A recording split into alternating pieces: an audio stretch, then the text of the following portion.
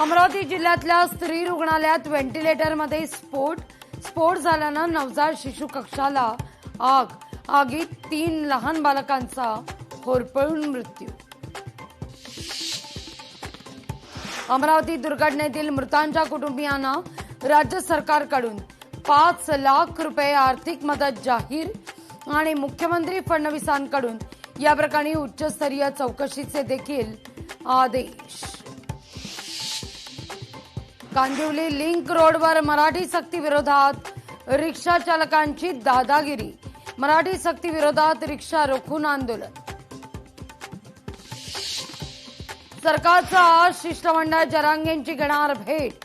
29 August पासून जरांगे आझाद मैदानावर उपोषणाला। राज्य मार्ग परिवहन महामंडळाला तब्बल 138 कोटींचा तोटा। केवळ जुलै महिन्यात 138.63 कोटींचा तोटा। अनेक दशकांपासून वनविभागाकडे असलेल्या संजय गांधी राष्ट्रीय उद्यानाच्या 193 एकर जमिनीला संरक्षण मिळावं। सेव्ह एसजीएनपी गटाची वनमंत्र्यांकडे मागणी। रस्ते आणि उद्यानांकरता वनजमिनीचं हस्तांतरण ही एक फसवणूक। वनमंत्री गणेश नाईकांचं वक्तव्य।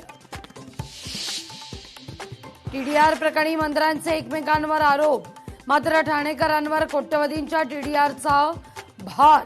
ठाणेकरांच्या प्रश्नावर मुख्यमंत्री गप्प का? सवाल उपस्थित। प्रकल्प बाधितांच्या नावाखाली सरकारची घोर फसवणूक।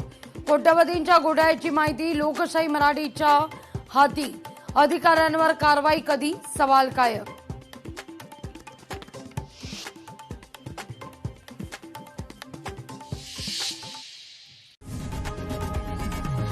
लोकशाही मराठी ऐका, पहा, जागरूक रहा।